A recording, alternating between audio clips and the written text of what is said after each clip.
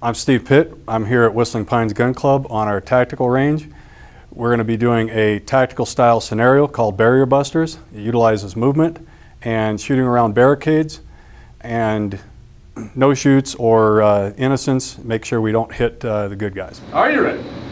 Stand by. Go.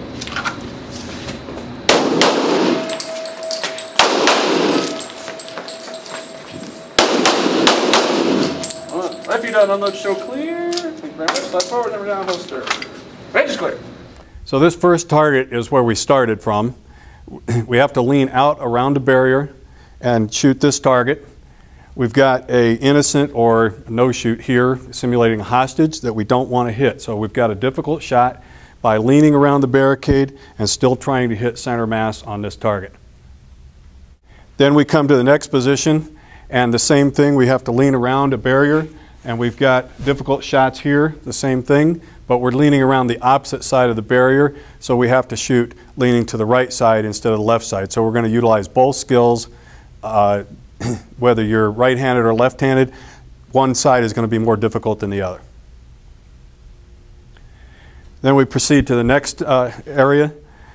We've got a barrier here, a low barrier, that we had to shoot kneeling and shoot at two targets, acquire two different sets of targets.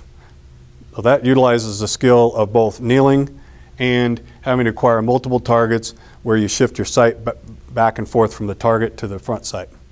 This is different because when you're standing shooting, there is no pressure, there's no shoots, you're not shooting multiple targets. This is real life scenario in that you have to move. Almost all scenarios involve movement. You don't stand static and just let the bad guy shoot back at you. When you stand, you've got a good perfect stance. Here, when you move and you get to your next position, you don't necessarily have a good stance, so you have to shoot unbalanced. Also, every time you move, you might reset your grip because you take your hand off the gun in order to move. So by doing that, you have to reestablish your grip each time.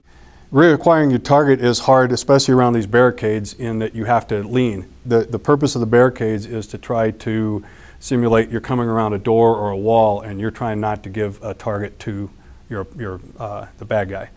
So by leaning, you again don't have a good stance, and trying to acquire your sights on that target is more difficult. And when we're back here where we have multiple targets and you have to engage multiple targets, to do that quickly and to reacquire that target quickly requires being able to shift your focus from the target back to your sights, back to the target, back to the sights, which you don't typically do static at a single target. Hi, this is Bob Holmes, and I'm the owner of Whistling Pines Gun Club.